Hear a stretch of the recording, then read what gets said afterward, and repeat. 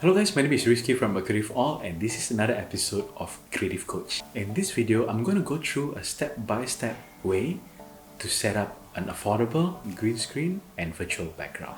Green screen has become much more mainstream than ever nowadays. During the lockdown and many of us actually working from home, do a lot of Zoom meetings and a lot of us actually doing live stream nowadays. Most of us will know that if we put a green color at the background, that green color can actually be replaced with anything later on. But many of us don't understand how complicated it is actually to set up a proper green screen. This is the reason why when you look at many virtual backgrounds out there, they look pretty bad. This is actually a two-part tutorial. I'm going to show you the setup first, then on my second video, you will actually see how to edit it. The main reason why most green screen edits looks bad is the fact that the green background doesn't being lit up properly, and at the same time the subject is too close to the background. So recently I had opportunities to be consulting for a new studio called Level 7 here in Singapore. They have a really nice big space to work with, so therefore we're actually able to create a really nice seamless green screen background. But for most of us, we won't have this kind of luxury. If you actually set it up in your office or especially when you're probably working from home or something, then I do believe you won't have this kind of luxury. Well, of course, if you have a really big mansion or something, or you have a really huge office, ideally, the subject need to be able to stand at least 5 meters away from the background. I don't have that kind of space in my small studio, so in this video I'm just going to show you something that is really accessible for many, a paper green screen backdrop that I'm going to set up. So this is a good example of a really good green screen footage. So you can see that the green color at the background is pretty flat. In order for you to be able to shoot this kind of footage, it's actually pretty hard. You need to be able to have a distance between the subject and the background need to be lit up properly. Now I'm going to set up a simple paper backdrop on my corporate photography stations in my tiny studio. This may not be the best looking green screen footage. This is something that is fairly simple that you can actually set up in your small office or home office. So on the Level 7 studio, we actually set up a dedicated set of lights just to light up the background and a dedicated set of lights to light up the subject. So likewise, in our small space, we need to do the same thing. We need to have a dedicated light to light on the subject and a dedicated light to light on the background.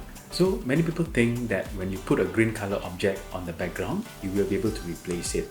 But actually, the process of replacing it is not exactly a replacement. It's more towards like the software will be able to convert that particular green color or basically any colors into transparent. Therefore, when you put anything at the back, it will actually show the image behind it rather than the green color. This process is actually called keying. We actually pick a color that we want to remove and the software will actually make that color transparent. And the reason why we actually use green color or blue color is the fact that we don't have any blue or green color in our skin. But technically you can actually use any other colors. It doesn't exist in our skin. So an example, let's say if you were to dress up as the Hulk, which is green color, of course you shouldn't use a green screen as the background. The first step is to ensure nothing on your subject has green color. Of course, most of us won't be like dumb enough to actually wear a green color t-shirt, stand on a green screen and expect to replace the background later on. But things that we tend to forget is actually this, our glasses. This side of my glasses is actually pretty shiny. The green color will actually be reflected here. And other shiny objects that we wear, our watches, which is actually pretty reflective. So if I have a tiny space and I need to set up a green screen and the client expect me to do some sort of a virtual background later on, I will advise the client not to wear shiny accessories, simply replace this with a rubber strap or a leather band whatsoever. When we have one key light, what I have here, it may be good enough to give your subject a nice look. But the problem with this thing, if you don't actually have a dedicated light for your green screen backdrop, this key light that we have to shine the subject will actually cast a shadow to your backdrop. The software will recognize one color, which is the green color in this case, and the green tone that can be removed. The shadow part of the backdrop, actually the shadow of the subject, is not exactly green color, but it's more closer to black.